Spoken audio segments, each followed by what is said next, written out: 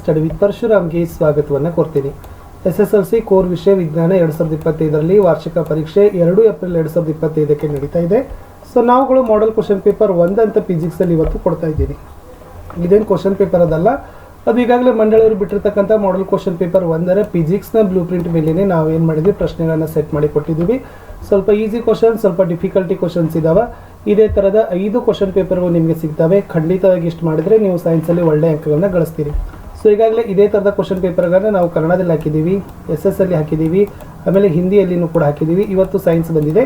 So next English ಮತ್ತು ಮ್ಯಾಥಮೆಟಿಕ್ಸ್ಗಳನ್ನು ಕೂಡ ಬೇಗನೆ ಹಾಕ್ತೀವಿ ಅಂತ ಹೇಳ್ತಾ ವಿಡಿಯೋದ ಡಿಸ್ಕ್ರಿಪ್ಷನ್ ಬಾಕ್ಸ್ನಲ್ಲಿ ಚೆಕ್ ಮಾಡಿ. ಎಲ್ಲ ವಿಡಿಯೋಗಳು ನಿಮಗಾಗಿ ವೇಟ್ ಇದ್ದಾವೆ. ಸೊ ಅವುಗಳನ್ನು ನೋಡಿ ಒಳ್ಳೆಯ ಅಂಕಗಳನ್ನು ಗಳಿಸ್ತೀರಿ. ಭಾಗ ಎ ಭೌತ ವಿಜ್ಞಾನ. ಸೊ ಫಸ್ಟ್ ಪಾರ್ಟಲ್ಲಿ ಇರ್ತಕ್ಕಂಥದ್ದು ಬಹು ಆಯ್ಕೆ ಪ್ರಶ್ನೆಗಳು 2 ಇದ್ದಾವೆ. ಸೊ ಮೊದಲ ಪ್ರಶ್ನೆಯನ್ನು ನಾವು ಇಟ್ಟಿದ್ದೀವಿ ಸ್ನೇಹಿತರೆ, ವಕ್ರತಾ ಕೇಂದ್ರ ಮತ್ತು ದರ್ಪಣ ಧ್ರುವಗಳ ನಡುವಿನ ದೂರಕ್ಕೆ ಏನಂತಾರೆ? ಸೊ ವಕ್ರತಾ ಕೇಂದ್ರ ಮತ್ತು ದರ್ಪಣ ಧ್ರುವಗಳ ನಡುವಿನ ದೂರಕ್ಕೆ ವಕ್ರತಾ ತ್ರಿಜ್ಯ ಅಂತಾರೆ, ನೆನಪಿರಲಿ. ಪ್ರಶ್ನೆ 2, ವಿದ್ಯುತ್ ರೋಧದ SI ಏಕಮಾನ ಕೇಳಿದ್ದಾರೆ. ಸೊ ವಿದ್ಯುತ್ ರೋಧದ SI ಏಕಮಾನ ಬಂದ್ಬಿಟ್ಟು ohm is the right answer. 1 mark questions. ವಿದ್ಯುತ್ ಮಂಡಲದಲ್ಲಿ ಉಪಯೋಗಿಸುವ ಕೆಳಗಿನ ಘಟಕಗಳ ಚಿಹ್ನೆಗಳನ್ನು ಬರೀರಿ. ಪರಿವರ್ತಿತ ರೋಧ ಅಥವಾ ರಿಯೋಸ್ಟಾಟ್ ಅಥವಾ ತಂತಿಗಳು ಸೇರುವ ಸ್ಥಳ.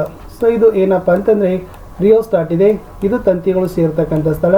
ಸೊ ನೀವು ವಿದ್ಯುತ್ ಶಕ್ತಿ ಪಾಠದಲ್ಲಿ ಮಂಡಲಗಳ ಬಗ್ಗೆ ಬರ್ತಕ್ಕಂಥ ಚಿಹ್ನೆಗಳೇ ಬರ್ತಾವಲ್ಲ, ಆ ಚಿಹ್ನೆಗಳನ್ನು ನೀವು ಪ್ರಾಕ್ಟೀಸ್ ಮಾಡಬೇಕು. ಸುಮಾರು ಒಂದು 11 ಚಿಹ್ನೆಗಳಿದ್ದಾವೆ. ಆ 11 ಚಿಹ್ನೆಗಳಲ್ಲಿ ಒಂದಂತನೂ ಕೂಡ ನಿಮಗೆ ಗ್ಯಾರಂಟಿಯಾಗಿ ಏನಾಗ್ತದಪ್ಪ ಅಂದರೆ ಬಂದೇ ಬರ್ತದೆ. ಸೊ ಇದು ರಿಯೋಸ್ಟಾಟ್ ಮತ್ತು ತಂತಿಗಳು ಸೇರುವ ಸ್ಥಳ. ಪ್ರಶ್ನೆ 4, ವಿದ್ಯುತ್ ಪ್ರವಾಹವಿರುವ ವಾಹಕದ ಸುತ್ತಲೂ ಕಾಂತಕ್ಷೇತ್ರ ಉಂಟಾಗುತ್ತದೆ ಎಂದು ಮೊದಲು ಗುರುತಿಸಿದ ವಿಜ್ಞಾನಿ ಯಾರು ಅಂತ ಕೇಳಿದರೆ ಹ್ಯಾನ್ಸ್ ಕ್ರಿಶ್ಚಿಯನ್ ಅರ್ಸ್ಟೆಡ್ ಅಂತ ಹೇಳ್ತಾರೆ. ಸೊ ಈತ ಏನು ಮಾಡಿದಪ್ಪ ಅಂತಂದರೆ ವಿದ್ಯುತ್ ಪ್ರವಾಹವಿರುವ ವಾಹಕದ ಸುತ್ತಲೂ ಕಾಂತಕ್ಷೇತ್ರ ಉಂಟಾಗ್ತದೆ ಅಂತ ಮೊಟ್ಟ ಮೊದಲ ಬಾರಿಗೆ ಈ ವಿಜ್ಞಾನಿ ತಿಳಿಸಿಕೊಟ್ಟ. ಇನ್ನು 2 ಮಾರ್ಕ್ಸ್ ಕ್ವಶನ್ಸ್ಗೆ ಹೋಗೋಣ. ಸಮೀಪ ದೃಷ್ಟಿ ದೋಷ ಅಂದರೆ ಏನು, ಕಾರಣಗಳನ್ನು ತಿಳಿಸಿ ಅಂತ ಕೇಳಿದ್ದಾರೆ. ಸೊ ನೋಡಿ, ವೆರಿ ಈಸಿ ಅದ. ಸಮೀಪದ ವಸ್ತುಗಳು ಸ್ಪಷ್ಟವಾಗಿ ಗೋಚರಿಸ್ತಾವ, ಆದರೆ ದೂರದ ವಸ್ತುಗಳು ಸ್ಪಷ್ಟವಾಗಿ ನೋಡಲು ಸಾಧ್ಯವಿಲ್ಲದ ಸ್ಥಿತಿ. ನೀವು ಇಲ್ಲೇ ನೆನಪಿಟ್ಕೋಬೇಕು, ಸಮೀಪದ ದೃಷ್ಟಿ ಅಂದರೆ ಸಮೀಪ ಎಲ್ಲನ ಕಾಣ್ತದ, ಬಾಕಿ ಎಲ್ಲ ದೋಷ.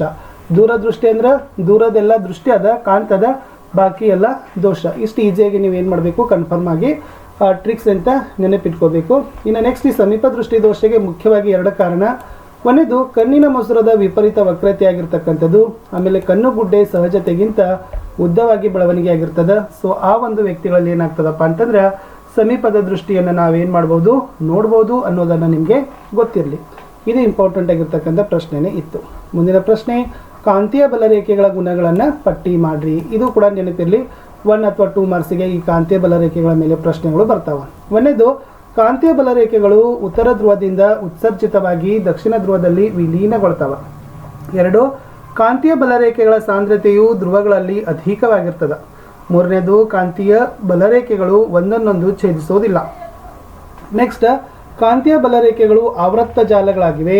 ಲಾಸ್ಟ್, ಕಾಂತದಿಂದ ದೂರ ಸರಿದಂತೆ ಅವುಗಳಲ್ಲಿ ಆಕರ್ಷಣ ಬಲ ಕಡಿಮೆ ಆಗ್ತದೆ ಅಂತಕ್ಕಂಥ ಒಂದು ಪಾಯಿಂಟ್ ಅದ. ಸೊ ಇದನ್ನು ಕೂಡ ನೀವು ಏನು ಮಾಡ್ರಪ್ಪ ಅಂತಂದರೆ ಚೆನ್ನಾಗಿ ನೋಡ್ಕೊಡ್ರಿ. ಇದು ಕಾಂತೀಯ ಬಲರೇಖೆಗಳ ಗುಣಗಳು ಇತ್ತು. ಮುಂದಿನ ಪ್ರಶ್ನೆಗೆ ಹೋಗೋಣ. ಪ್ರಶ್ನೆ ಸಂಖ್ಯೆ 7 ಇದೆ, ಮನೆಗಳಲ್ಲಿ ವಿದ್ಯುತ್ ಉಪಕರಣಗಳನ್ನು ಬಳಸುವಾಗ ಕೈಗೊಳ್ಳಬೇಕಾದ ಎಚ್ಚರಿಕೆ ಕ್ರಮಗಳು ಯಾವುವು ಅಂತ ಕೇಳಿದ್ದಾರೆ. ಸೊ ಫಸ್ಟ್, ವಿದ್ಯುತ್ ಉಪಕರಣದ ಸಾಮರ್ಥ್ಯ ಮನೆಯ ಮಂಡಲದ ರೇಟಿಂಗ್ಗೆ ಹೊಂದಾಣಿಕೆ ಆಗ್ತಕ್ಕಂಥ ನಾವು ಉಪಕರಣಗಳನ್ನೇ ಸಾಮಗ್ರಿಗಳನ್ನೇ ಆಯ್ಕೆ ಮಾಡಿಕೊಳ್ಬೇಕು. 2ನೇದು, ಮಂಡಲಕ್ಕೆ ಭೂ ಸಂಪರ್ಕ ತಂತಿ ವ್ಯವಸ್ಥೆ ಅಂದರೆ ಅರ್ಥಿಂಗ್ ಇರ್ತಕ್ಕಂಥ ವ್ಯವಸ್ಥೆಯನ್ನು ನೋಡ್ಕೊಳ್ಬೇಕು. ಮುಂದಿನ ಏನದಪ್ಪ ಅಂತಂದರೆ ಪ್ರತಿಯೊಂದು ಉಪಕರಣ ಸಮಾನ ವಿಭವಾಂತರವನ್ನು ಹೊಂದಿರಲು ಅವುಗಳನ್ನು ಪರಸ್ಪರ ಸಮಾಂತರವಾಗಿ ಜೋಡಿಸಬೇಕು. ನೆಕ್ಸ್ಟ್, ವಿದ್ಯುತ್ ಉಪಕರಣಗಳಿಗೆ ಓವರ್ಲೋಡ್ನಿಂದ ಉಂಟಾಗುವ ಹಾನಿಯಿಂದ ತಪ್ಪಿಸಲು ಸೂಕ್ತ ರೇಟಿಂಗ್ ಇರುವ ನ್ಯೂಸನ್ನು ಬಳಸಬೇಕು. ಲಾಸ್ಟ್, ಹಲವಾರು ಉಪಕರಣಗಳನ್ನು ಒಂದೇ ಸಾಕೆಟ್ಗೆ ಜೋಡಿಸಬಾರ್ದು. ಇಷ್ಟು ಮೋಸ್ಟ್ ಇಂಪಾರ್ಟೆಂಟ್ ಆಗಿರ್ತಕ್ಕಂಥ ಅಂಶಗಳನ್ನು ನೀವು ನೆನಪಿನಲ್ಲಿ ಇಟ್ಕೊಳ್ಬೇಕು. ಮುಂದಿನ ಪ್ರಶ್ನೆ, ಸೊಲೆನಾಯ್ಡ್ ಅಂದರೆ ಏನು? ಈ ಸೊಲೆನಾಯ್ಡ್ನಲ್ಲಿ ಕಾಂತಕ್ಷೇತ್ರವನ್ನು ಹೆಚ್ಚಿಸಲಿಕ್ಕಿರ್ತಕ್ಕಂಥ ವಿಧಾನಗಳನ್ನು ಬರೀರಿ ಅಂತ ಕೇಳ್ತಾರೆ. ಮೋಸ್ಟ್ ಇಂಪಾರ್ಟೆಂಟ್ ನೋಡಿ, ಅವಾಹಕ ಹೊದಿಕೆ ಇರುವ ತಾಮ್ರದ ತಂತಿಯ ಅನೇಕ ಸುರುಳಿಗಳನ್ನು ಒತ್ತೊತ್ತಾಗಿ ಸುತ್ತಿರೋ ಸಿಲಿಂಡರ್ ಆಕಾರಕ್ಕೆ ನಾವು ಸೊಲೆನಾಯ್ಡ್ ಅಂತ ಕರಿತೀವಿ. ಇದು ವಿದ್ಯುತ್ ಪ್ರವಾಹದ ಪ್ರಮಾಣವನ್ನು ಹೆಚ್ಚಿಸ್ತದೆ, ಸುರುಳಿಯ ಸುತ್ತುಗಳ ಸಂಖ್ಯೆಯನ್ನು ಹೆಚ್ಚಿಸ್ತದೆ ಅನ್ನೋದನ್ನು 2 ಪಾಯಿಂಟನ್ನು ನೀವು ಬರೀರಿ. ಇನ್ನು 3 ಮಾರ್ಕ್ಸ್ ಕ್ವಶನಲ್ಲಿ, ನಿಮ್ನ ದರ್ಪಣದ ಮುಂದೆ ಸಿನಿಂದ ಆಚೆಗೆ ವಸ್ತು ಇಟ್ಟಾಗ ಪ್ರತಿಬಿಂಬ ಉಂಟಾಗುವ ರೇಖಾ ನಕ್ಷೆಯನ್ನು ಬರೀರಿ. ಇದು ಸಿ ಇದೆ, ಓಕೆನಾ. ಸೊ ಇದಿರ್ತಕ್ಕಂಥದ್ದು ನಕ್ಷೆ ಇದೆ. ಸೊ ಇದು ಎಫ್ ಬರ್ತದೆ, PBAMND. ಸೊ ಇದನ್ನು ಸ್ವಲ್ಪ ನೋಡಿಕೊಂಡು ಇವು ಎಲ್ಲೆಲ್ಲಿ ರೇಖಾ ನಕ್ಷೆಗಳನ್ನು ಬೆಳಕಿನ ಕಿರಣಗಳನ್ನು ಹಾದಿದಾವೆ ಅನ್ನೋದನ್ನು ನೀವೇನು ಮಾಡ್ಕೋಬೇಕು ನೋಡಿಕೊಂಡು ನಿಮ್ಮ ದರ್ಪಣದಲ್ಲಿ ಸೀನಿಂದ ಆಚೆಗೆ ಇಟ್ಟಾಗ ಬರಬೇಕು. ಇಲ್ಲಿ ನಿಮಗೆ ಅದರದ್ದು ಇದನ್ನು ಕೇಳ್ತಾರೆ, ಸ್ಥಾನ ಮತ್ತು ಸ್ವಭಾವಗಳನ್ನು ಕೂಡ ಕೇಳ್ತಾರೆ. ಅದನ್ನು ಕೂಡ ನಿಮಗೆ ಕೇಳಿದರೆ ಅದನ್ನು ಕೂಡ ನೀವು ಬರಲಿಕ್ಕೆ ಏನು ಮಾಡಬೇಕು ಬರಿಬೇಕು. ಇನ್ನು ನೆಕ್ಸ್ಟ್ ಮುಂದಿಂದು ಶೀಘ್ರ ಸೂರ್ಯೋದಯ ಮತ್ತು ವಿಳಂಬಿತ ಸೂರ್ಯಾಸ್ತಕ್ಕೆ ಕಾರಣವೇನು ಅಂತ ಕೇಳಿದ್ದಾರೆ. ನೋಡಿ, ಶೀಘ್ರ ಸೂರ್ಯೋದಯ ಮತ್ತು ವಿಳಂಬಿತ ಸೂರ್ಯಾಸ್ತ ಅಂದರೆ ನಿಜ ಸೂರ್ಯೋದಯ ಹಾಗೂ ಸೂರ್ಯಾಸ್ತಗಳೆಂದರೆ ಸೂರ್ಯನ ದಿಗಂತದ ಸಮತಲವನ್ನು ದಾಟುವ ಸಮಯ. ಅಂದರೆ ವಾಯುಮಂಡಲದಲ್ಲಿನ ವಕ್ರೀಭವನದ ಪರಿಣಾಮ ಸೂರ್ಯನು ವಾಸ್ತವ ಸೂರ್ಯೋದಯಕ್ಕಿಂತ 2 ನಿಮಿಷ ಮೊದಲು, ವಾಸ್ತವ ಸೂರ್ಯಾಸ್ತದ 2 ನಿಮಿಷದ ನಂತರ ಗೋಚರಿಸ್ತಾನೆ ಅನ್ನೋದೇ ಇದಕ್ಕೆ ಮುಖ್ಯವಾಗಿರ್ತಕ್ಕಂಥ ಕಾರಣ. ಇನ್ನು ನಕ್ಷತ್ರಗಳ ಮಿನುಗುವಿಕೆಗೆ ಕಾರಣವೇನು ಅಂತ ಕೊಟ್ಟಿದ್ದಾರೆ. ಸೊ ನಕ್ಷತ್ರಗಳ ಮಿನುಗುವಿಕೆಗೆ ವಾಯುಮಂಡಲದಲ್ಲಿನ ನಕ್ಷತ್ರಗಳ ಬೆಳಕಿನ ವಕ್ರೀಭವನದಿಂದ ಉಂಟಾಗಿರ್ತಕ್ಕಂಥದ್ದೇ ಕಾರಣ. ಇಲ್ಲಿ ಈ ವಾಯುಮಂಡಲದಲ್ಲಿನ ವಿವಿಧ ಸ್ತರಗಳ ವಕ್ರೀಭವನ ಸ್ಥಿರಾಂಕವು ಭಿನ್ನವಾಗಿರೋದ್ರಿಂದ ನಕ್ಷತ್ರಗಳಿಂದ ಬರುವ ಬೆಳಕು ಸತತವಾಗಿ ವಕ್ರೀಭವನವನ್ನು ಹೊಂದುತ್ತದೆ. ಇದರಿಂದಾಗಿ ನಕ್ಷತ್ರಗಳು ಮಿನುಗಿದಂತೆ ನಮ್ಗೆ ಏನಾಗ್ತಾವಪ್ಪ ಅಂತಂದ್ರೆ ಕಾಣ್ತಾವ ಅನ್ನೋದನ್ನು ಬರೀರಿ. ಇನ್ನು ನೆಕ್ಸ್ಟ್ ಬಲಗೈ ಹೆಬ್ಬೆರಳು ನಿಯಮ. ಸೊ 2 ನಿಯಮಗಳನ್ನು ಕೊಟ್ಟಿದ್ದೀನಿ. 2 ನಿಯಮಗಳು ನಿಮಗೆ ಮೋಸ್ಟ್ ಇಂಪಾರ್ಟೆಂಟ್ ಇದಾವೆ.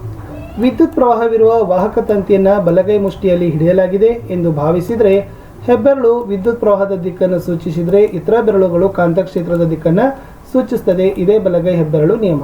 ಇನ್ನು ಫ್ಲೆಮಿಂಗನ ಎಡಗೈ ನಿಯಮವನ್ನು ಸಹಿತ ಕೇಳಿದ್ದೀವಿ.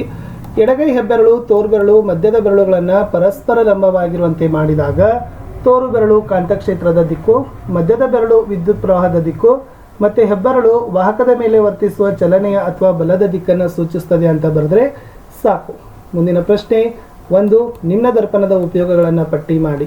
ಸೊ ನೋಡಿ, ನಿಮ್ನ ದರ್ಪಣಗಳನ್ನು ನಾವು ಟಾರ್ಚ್ಗಳಲ್ಲಿ ಬಳಸ್ತೀವಿ, ತಪಾಸಣಾ ದೀಪಗಳಲ್ಲಿ ಬಳಸ್ತೀವಿ, ವಾಹನಗಳ ಮುಂಭಾಗದ ದೀಪಗಳಲ್ಲಿ ಬಳಸ್ತೀವಿ, ಕ್ಷೌರ ಕನ್ನಡಿಯಾಗಿ ಬಳಸ್ತೀವಿ, ದಂತ ಚಿಕಿತ್ಸೆಯಲ್ಲಿ ಹಲ್ಲುಗಳ ದೊಡ್ಡ ಪ್ರತಿಬಿಂಬವನ್ನು ಪಡೀಲಿಕ್ಕೆ ಬಳಸ್ತೀವಿ, ಜೊತೆಗೆ ಸೌರ ಕುಲುಮೆಗಳಲ್ಲಿ ಸಹಿತ ನಾವು ಏನು ಮಾಡ್ತೀವಪ್ಪ ಅಂದರೆ ನಿಮ್ನ ದರ್ಪಣವನ್ನು ಬಳಸ್ತೀವಿ ಅಂತ ಬರೀರಿ. ಇನ್ನು ಪೀನ ದರ್ಪಣದ ಉಪಯೋಗಗಳಂದರೆ ಸಾಮಾನ್ಯವಾಗಿ ಪೀನ ದರ್ಪಣವನ್ನು ವಾಹನಗಳಲ್ಲಿ ಹಿನ್ನೋಟದ ದರ್ಪಣವಾಗಿ ಬಳಸ್ತೀವಿ, ಚಿಕ್ಕದಾದ ಮತ್ತು ನೇರ ಪ್ರತಿಬಿಂಬಗಳನ್ನು ಪಡೀಲಿಕ್ಕೆ ಪೀನ ದರ್ಪಣ ಬಳಸ್ತೀವಿ. ಆಮೇಲೆ ಹೊರ ಅಂಚಿನ ಕಡೆಗೆ ವಕ್ರತೆಯನ್ನು ಹೊಂದಿರೋದ್ರಿಂದ ಇವುಗಳ ದೃಷ್ಟಿ ಕ್ಷೇತ್ರ ಬಹಳ ಅಧಿಕವಾಗಿರ್ತದೆ. ರಸ್ತೆ ತಿರುವುಗಳಲ್ಲಿ ಕನ್ನಡಿಯಾಗಿ ಬಳಸ್ತಾರೆ, ಕಾರಣ ದೊಡ್ಡದಾದ ಪೂರ್ಣ ಪ್ರತಿಬಿಂಬ ಉಂಟಾಗ್ತದೆ.